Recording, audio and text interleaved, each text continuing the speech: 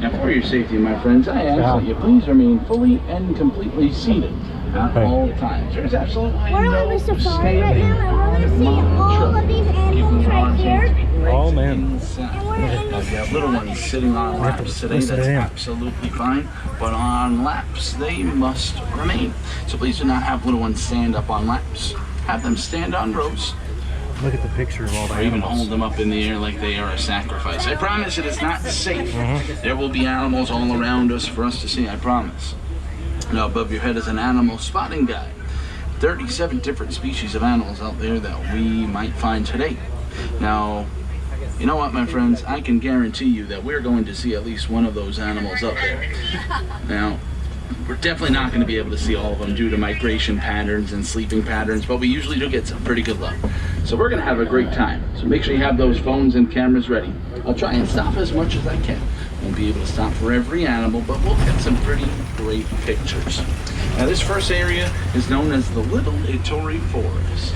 And the animals that do live here usually hide with their surroundings, but there's one on the right-hand side. Looks like it's eating some lunch.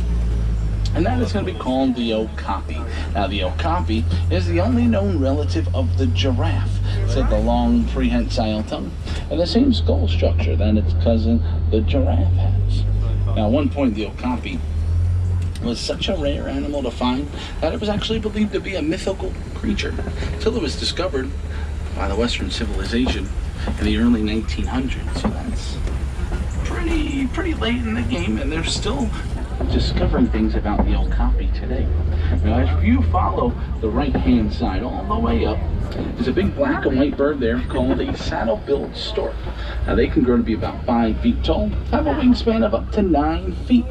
And once the saddle-billed storks mate with a male and a female, they will mate with that one for the rest of their life. Then that tan animal up there is called a greater kudu, second largest antelope in Africa, standing 55 inches tall at the shoulders.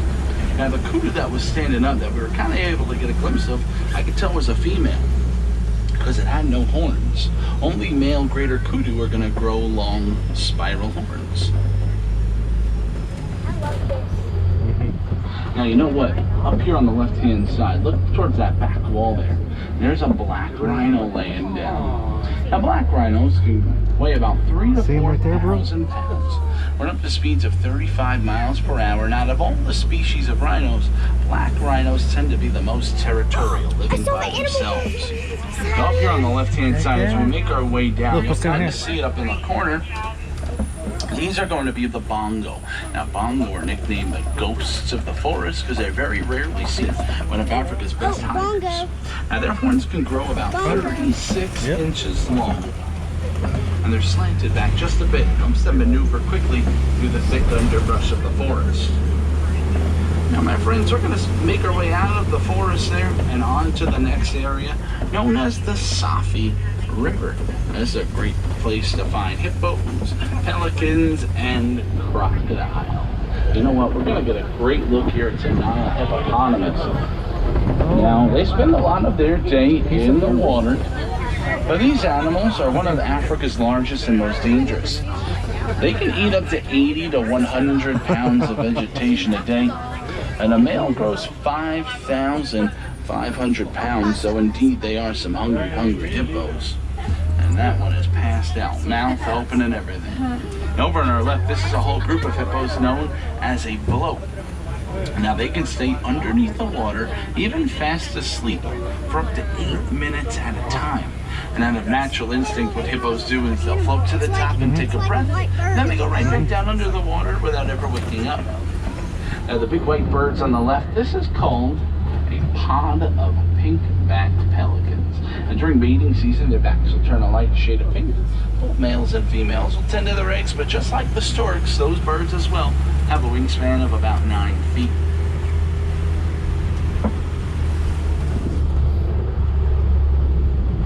There's a couple of more hippos that are on the left-hand side, but we're going to come across this bridge and we're going to see a basque of Nile crocodiles. That's what a group is called, the basque. And they can grow 16 to 20 feet in length, can weigh anywhere from 500 up to 1,000 pounds. Now they eat half their body weight in a single feeding, but they usually only eat about once a month, and they're very inactive creatures, only moving their bodies in total about 30 minutes of the day. Now they won't go out and go find food, and that's because, let's be honest, all animals have to drink water at some point. So when the animals get to the water, that's when the crocodiles will take advantage. But my friends, we have left the Safi River. We're going to start to make our way down to the next area on the reserve, and it's going to be one of my favorites. It's a great area to find lots of different animals, ranging from giraffes even all the way to lions. Now this is going to be known as the savannah. Whoa. So let's head on down, my friends. Oh, okay. Let's see what we can find out here today.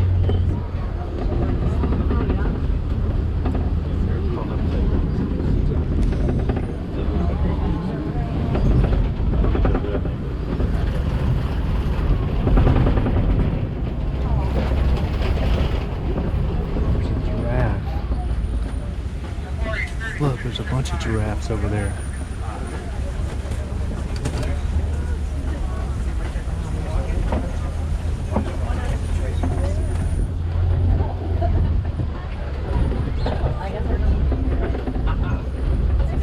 Well, welcome to the savannah, my friends, and we are getting pretty lucky pretty early here. There are going to be Maasai giraffes all around us. Now, Maasai giraffes are now sadly on the endangered species list, but it's the mission of everyone here on the reserve to help these animals and their numbers grow. Now, over the last little bit over a year, there have been 5 baby giraffes born, which is why you see some of these younger ones walking around. Now, when a baby giraffe is born, the first thing that they'll experience in their life is a 6-foot drop to the floor. That's because a mama giraffe gives birth standing up. But once they are born, they can walk and run within the very first hour of its life, and they're already standing at 6 feet tall. So they are some big babies. But what we're going to do, try and peek here over the left. You know what? Look, running back there. That's an African wild dog. Now, African wild dogs are Africa's most successful hunter, with a 90% success rate. Now, when they hunt, they'll hunt in packs of 8 to 12, and they'll take turns running in teams, running down their prey to the point where their prey will just drop of complete exhaustion. Now, while these animals are in the dog family, they're not directly related to the domestic dog you have at home. They're actually more closely related to the fox. So if you saw that animal with its bushy tail there, that's where they get that from. Now, we are going to see some more giraffes in a second. There's one on our left, but a little bit further back as well. There's a chocolate-colored antelope called a sable antelope. And their horns grow 2 to 3 feet long. They are very sharp on the edge, and they're brave and resilient animals. In a fight-or-flight situation, they always choose to fight. Here's a great look at a female giraffe on our left-hand side, but here's a great look at the female, a couple of young ones on our right-hand side. Now, giraffes, they are the tallest land animal in the world. Not the largest, but they are the tallest. They can stand anywhere from 18 to 20 feet tall, and they're known for their long prehensile tongues that'll help them reach up to the tops of the trees. And those long tongues grow anywhere about 16 to 20 inches long. Now, a group of giraffes that you've seen all around us, this is known as a tower of giraffes. Looks like that one's getting ready to eat. Looks like they've been eating all around us. Now, giraffes spend 90% of their day eating. They will do a lot of eating, standing eating, sitting eating, going to the tree eating. 90% of the day, up to 20 hours eating. Now, this on the right-hand side, this animal that just moved is called an Ankole cattle. Now, their horns can grow to be about 5 to 6 feet in length. Now, they're pretty hollow on the inside, made out of a honeycomb-type structure. And their blood will flow up and down the horns and help regulate their body temperature. Now, because those animals' horns are pretty hollow, I don't know if I said it, but their horns only weigh about 10 pounds each. That's still 20 extra pounds on their head, but if you look at the size of that animal, I don't think it bothers them very much. I do not want 20 extra pounds on my head. Yeah. But as we pull on around here, we are going to see the smallest species of antelope in Africa walking by. These are the small cinnamon brown and white ones are called springbok. They are one of the top 10 fastest land animals in the world, running 50 to 60 miles per hour. They have a technique called pronking, where they can run and leap in the air up to a height of 8 feet. Then if you look up there towards the top of the hill, we're going to be making our way towards that side in a little bit, but there's some wildebeest laying up there. Now the word wildebeest in the Afrikaans language translates to wild beast, and they're also called the gnu, G-N-U, because of the low grunting noise they make. Here's some more springbok, and springbok are the national animal of South Africa. And you know what, my friends, I don't see much else over here on this end, so we're going to have to head further into the savannah, into Monkey Point and Elephant Country. So let's see what we can find over here. I've never seen an elephant since like 5 years. Yeah. Really?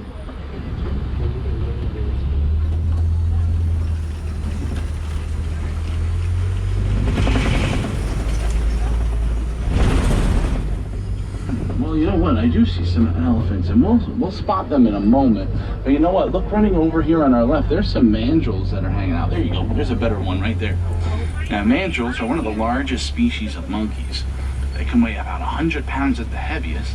They have those red and blue markings on their face. Now, the brighter those red and blue markings are at the time, could be the more excited or the more agitated that a mandrill is. But they are monkeys, and the way you can tell monkeys is because they have tails. Even though it's small, on the mandrills they have tails. Monkeys have tails and apes do not. It's the best way to tell the two apart. Now to the right hand side, this is a male and a female African elephant. The female is the one further back and the male is to the left. Now males can weigh 11 to 13,000 pounds. Females can weigh up to 7,000 to 9,000 pounds, but both will consume up to 500 pounds of food a day. Maybe as we come on by, we might get another look, because over this bridge, there's a little opening. We might be able to get a look at them. I don't know.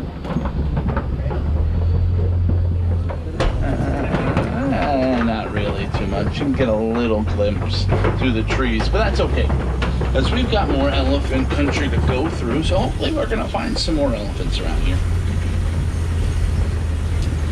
Now underneath this bridge to the left on the right of us is going to be called red clay. Now red clay is eaten by elephants, and they love it. It provides for them important minerals that they need. It can be quite a big part of their diet. And you know what? I see lots of elephant tusk marks within the within the red clay, excuse me. Lots of footprints, and you know what? I think I saw one walking further up. So let's try and head on that way. See if we can get a great look. Oh yeah, my friends, we're gonna get a great picture.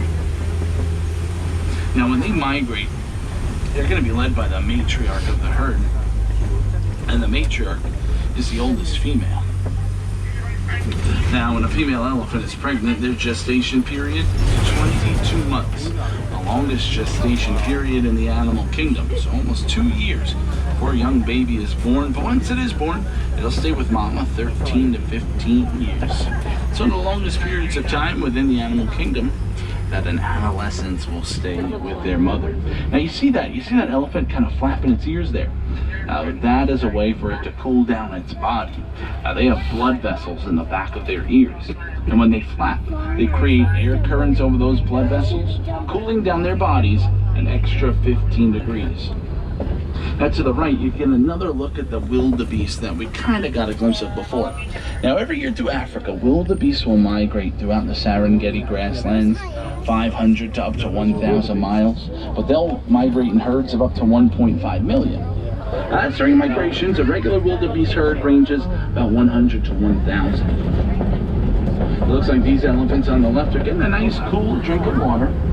Now an elephant's trunk is prehensile. It has no bones in it, and that's how they are able to freely move those trunks from the floor to get food or water and bring it all the way up to their mouths. How it curls up like that. Pretty cool. Now over on our left, we're going to go from the largest animal in Africa to the largest flamingo. Now the greater flamingo not only are the largest, but the lightest pink. And when they're born, they're actually born a gray color. But through their diet, the brine shrimp and the small fish they eat, which is high in beta carotene, that's where they're going to get their pink from. Now, a group of flamingos, like you see here on the left, is going to be known as a flamboyance of flamingos. Now, as we come on through here, if you look to your left, I saw a little baby elephant butt. Maybe we can kind of get a glimpse of them over here. Very small glimpse, but if you look through the trees, you can see a little baby and mama through there. I know it's not a great look. I'm sorry, my friends. But now this area of the savannah, this is the area that's going to be ruled by the big cats. So animals such as cheetahs and lions. But I don't know if you knew, my friends, but these cats are in danger. Now, out in the wild, there's only about 7,000 cheetahs left. When it comes to lions, we'll be seeing that rhino in a little bit. Now, when it comes to lions, over the last 50 years, their numbers have decreased by 80%. They've gone from 250,000 to less than 20,000 lions left out in the wild. So it's really important that conservation efforts help protect these beautiful animals. But let's peek over here on our left-hand side, my friends. Let's see if we can spot a cheetah. Now, cheetahs blend in very well with the grass and the dirt around them. Now, the one I can spot is if you look all the way up at the top of the hill, this first yard, a little towards the right-hand side, there's a cheetah laying all the way up there. Way at the back. Hopefully we'll pull on up, we'll see another one. But cheetahs are one of the fastest land mammals in the whole entire world, running 70 miles an hour in just 3 seconds. Wow. Now, you can't see it very good, it's way up top. Speed, they can only really maintain it for about 100 or 200 yards before they start to slow down. They run that fast for a longer period of time, they will pass out. Now, right behind the tree, I'll roll slowly, right behind the tree here in this yard on the left, all the way to the right, there's a cheetah kind of laying down back there. Yeah. That one's very hard to see. Behind that tree But that's right a better one to see, though. It's right where that tree is now. Now, cheetahs have He's black laying down, teardrop he's like markings that hiding. will run down from their eyes all the way to their mouths. Now, that will act as a natural deterrent from the sun, so they can hunt better during the day. And cheetahs are built for speed and not for power. So when a whole coalition of cheetahs goes hunting, they don't want to face competition from a pride of lions. And that's what we're going to try and find here on this set of Kopi, and that is the lion. They've kind of been hanging out, excuse me, on the other side of the Kopi today. So let's see if we can go find them. They've kind of been laying down all day. And one of the reasons they lay down is out of every 12 animals that they hunt for food, they're usually only successful ones. So they will conserve 16 to 20 hours of their day to doing exactly what he's he's laying doing down, here. you see him?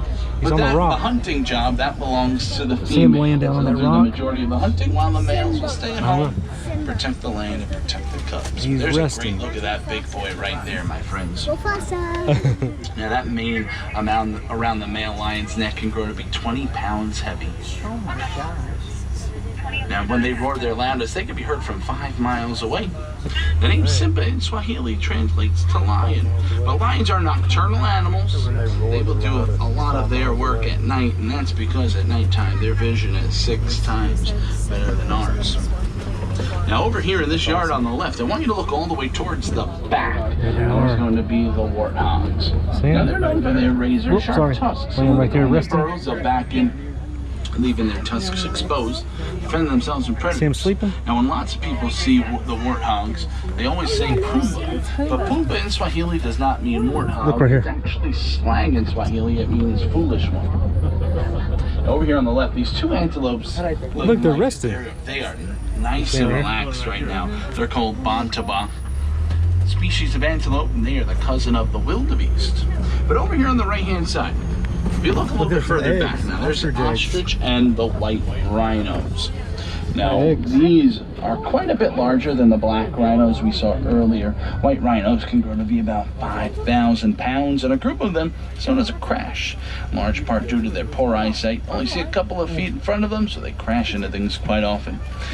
But they have incredible sense of hearing and smell, so they know we're here. We just have no idea where. And then we saw the ostrich over there as well. Now, they are the largest and fastest bird in the world.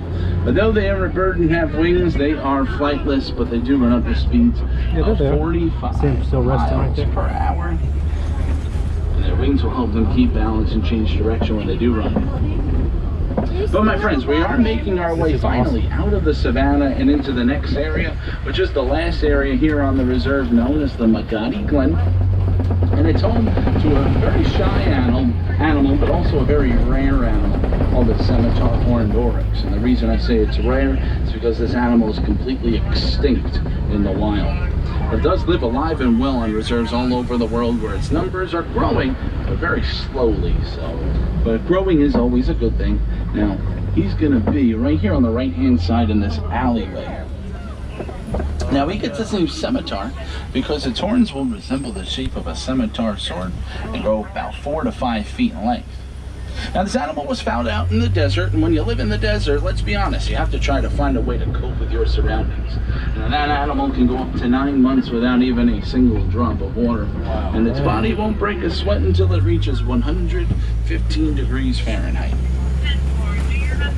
So hot summer days here on the reserve do not faze that animal at all. But my friends, as we exit the Magadi Glen here, that does bring our time out on the reserve to its end. But I hope you had a wonderful time.